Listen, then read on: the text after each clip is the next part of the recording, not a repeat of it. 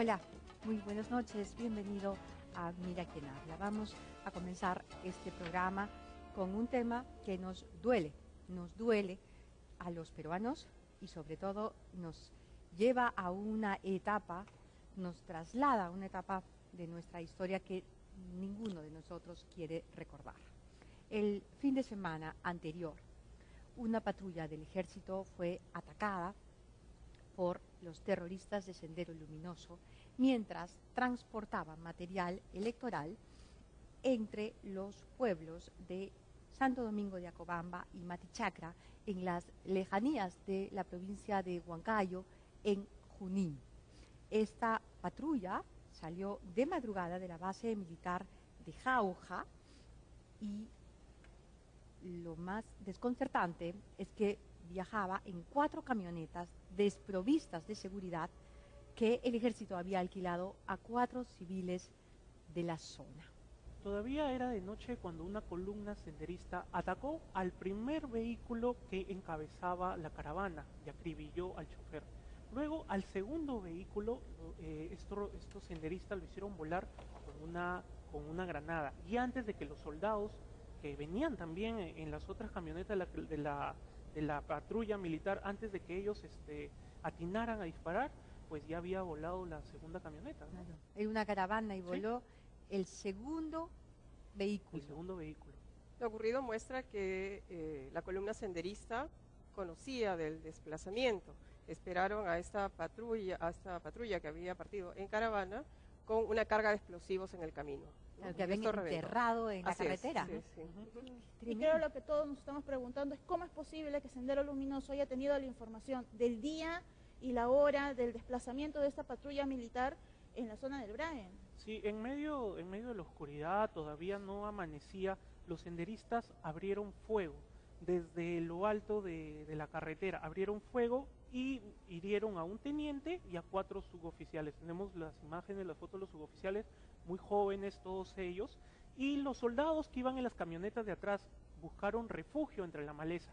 Sin embargo, los senderistas los encontraron y los acribillaron y les quitaron sus fusiles. Exacto, 12 fusiles.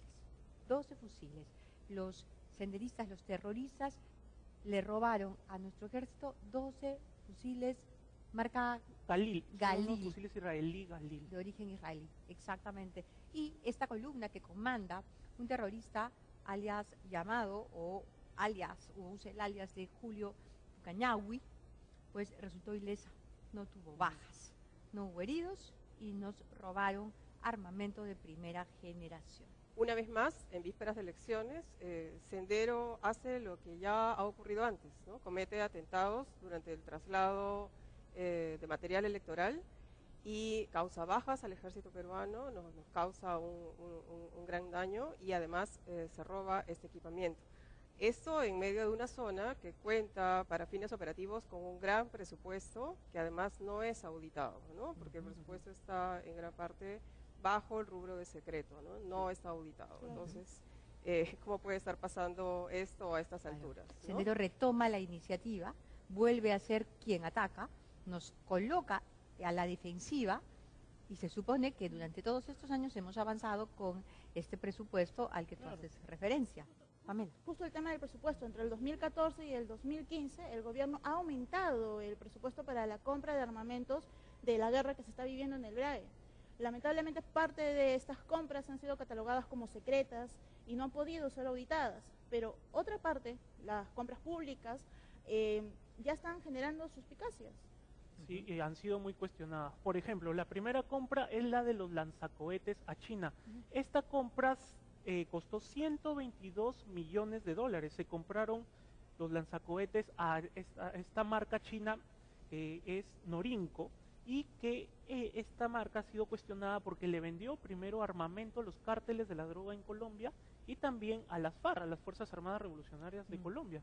Pero Oscar, justamente Norinco no fue esta empresa que en la década de los 90 sobornó al ministro de Economía de Fujimori, el señor Víctor Hoyuay. Exactamente, Claro. exactamente. Se ha vuelto a hacer negocios en este gobierno con esta empresa china.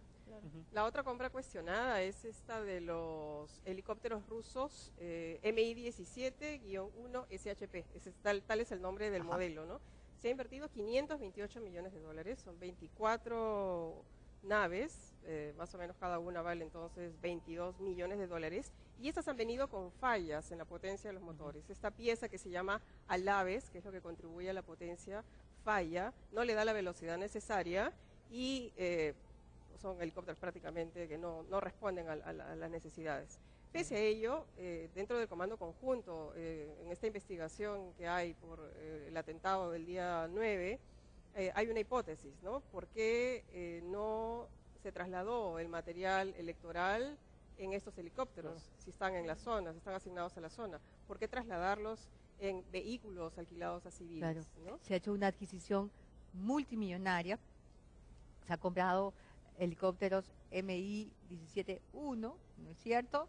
Y resulta que no se usan, no se pueden usar. Nosotros hemos denunciado eso aquí en este programa, pero la verdad es que hay que observar que además del problema de las adquisiciones que no han sido auditadas, está el problema de la producción de inteligencia. Es evidente que no se está produciendo la inteligencia debida, la inteligencia predictiva, que es la inteligencia correcta, ¿no es cierto?, en este momento en la zona del Braem. Y hay que destacar que esto ocurre a partir del momento en que el gobierno decide darle toda la autoridad y toda la capacidad de decisión al viceministro de Defensa, Iván Vega, quien llevó a la zona a una persona con la que él ha trabajado estos años como si fuera su yunta. O su brazo derecho. Aquí lo Ahí tenemos, está. mira. Es el es general de la policía. ¿Cómo se llama? Vicente Álvarez. En este momento, cuando él era jefe de DIRCOTE, lo condecora a su amigo Iván Vega. Mira. Claro. Ellos dos han llevado al triunfalismo al Comando Especial Braem. Estuvieron incluso haciendo declaraciones en el sentido de que solo quedaban 60 terroristas en la zona y nada más. Se relajaron las medidas. El señor Iván Vega se ha ido de viaje, ahora es un agregado, me parece que está en Uruguay. En Uruguay, Sí, ¿no es cierto? En Uruguay. Sí, es una suerte de embajador ante la UNASUR, ¿verdad? Y el general Álvarez, se ha quedado a cargo del Frente Policial Braem. Y la inteligencia que se ha producido no ha sido, pues, la inteligencia cabal. La seguridad del Estado se ha lavado las manos en los últimos días filtrando este documento. Este documento describe, ¿no? Dice claramente que puede haber, pues, un accionar violentista de parte de la organización terrorista Sendero Luminoso contra los funcionarios del Jurado Nacional de Elecciones, contra los de procesos electorales, o sea, los de la OMPE, en las jurisdicciones del Braem y del Guayaga. Eso implica 5 regiones de nuestro país. Y luego, cuando pasan a detallar, hablan de todos los caminos que atraviesan esos valles, sobre todo el valle del Braem. Y la verdad es que el tipo de inteligencia que hay que hacer en zonas de guerra debe ser precisa, no general, ¿no es cierto? Y tiene que ser predictiva, pues, porque de lo contrario no sirve absolutamente para nada. Creo que todo lo que debemos exigir todos los peruanos es saber qué es lo que está pasando en el Braem ahora. Sí, el Braem es un lugar donde el narcotráfico contrata eventualmente a los terroristas de Sendero Luminoso para que puedan trasladar su droga con total seguridad. ¿Podría la información haberse filtrado por allí? Ese es un tema que yo creo que el Comando Conjunto tiene que establecer e investigar. Claro. ¿Acaso los terroristas usaron información que los narcotraficantes les consiguieron? Es decir, ¿quién tuvo la información de la hora precisa que pasaba nuestra patrulla por ese camino? El sábado, antes de las elecciones, a las 5 de la tarde, en una conferencia de prensa, el ministro Balaquivi, el presidente Ollanta y el jefe del Comando Conjunto, el almirante Moscoso, ellos anuncian el atentado y lamentan o reportan las bajas de un civil y 2 militares. Solamente hablan de 3 muertos. De lo que no habla el presidente Humala y las autoridades en esa conferencia es de otro ataque que también hubo el mismo día, esta vez en Ayacucho, en la localidad de Yochegua, en Huanta, ¿no? Aquí está el documento, sí. Claudia. Ese documento informan sobre el atentado en Yochegua. Claro. Yochegua, ¿no? Ahí Sendero atacó a 2 embarcaciones de la Marina, estos modelos hovercraft, ¿no? Que transportaban personal y dejaron herido a un suboficial, ¿no? Y causaron daños. Hay que tomar en cuenta que se registraron o contaron alrededor de 30 impactos de bala, ¿no? Sin embargo, el presidente no mencionó ese tema, no sabemos si tuvo el reporte o no, o si lo quiso pasar por alto en la conferencia de prensa. Y en esta conferencia de prensa también el presidente Humala dice algo interesante si lo escuchas despacio.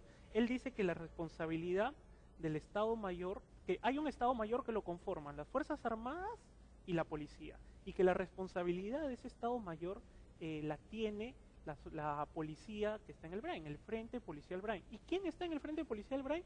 Vicente Álvarez, el amigo de Iván Vega, ¿no? Que ahora está en UNASUR. Y Vicente Álvarez es el mismo general que fue relevado de la jefatura de la DIRCOTE en febrero de 2014.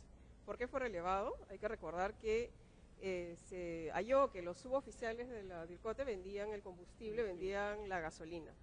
Eso no es primera vez que se produce. Lo peor fue que en este caso el general Álvarez los excusó, los justificó y dijo de que esta venta se hacía para poder pintar, arreglar y dar mantenimiento a los vehículos con los que trabaja la DIRCOTE y se hace el seguimiento a los terroristas. Increíble. A pesar de toda esta inconsistencia, el señor Vicente Álvarez, el protegido del viceministro Iván Vega, él ha resultado pues el jefe del Estado Mayor en el BRAIN. Claro, ha sido promovido. Aquí hay algo Premiado, ¿no? premiado. Premiado. Aquí hay algo muy sórdido, aquí hay algo que tiene que esclarecerse porque estamos frente a un hecho tremendamente dramático. Nosotros vamos a hacer una pausa muy pequeñita, porque hemos invitado esta noche al general Leonardo Longa y al profesor Pedro Yaranga. Ambos son especialistas desde sus áreas, desde sus talentos en la lucha contra el terrorismo y contra el narcotráfico, por ende, porque en esta zona tan rica, pues viven aliados y han convertido ese enorme valle en tierra de nadie, en territorio liberado, y eso es algo que nuestro país ya no puede permitir.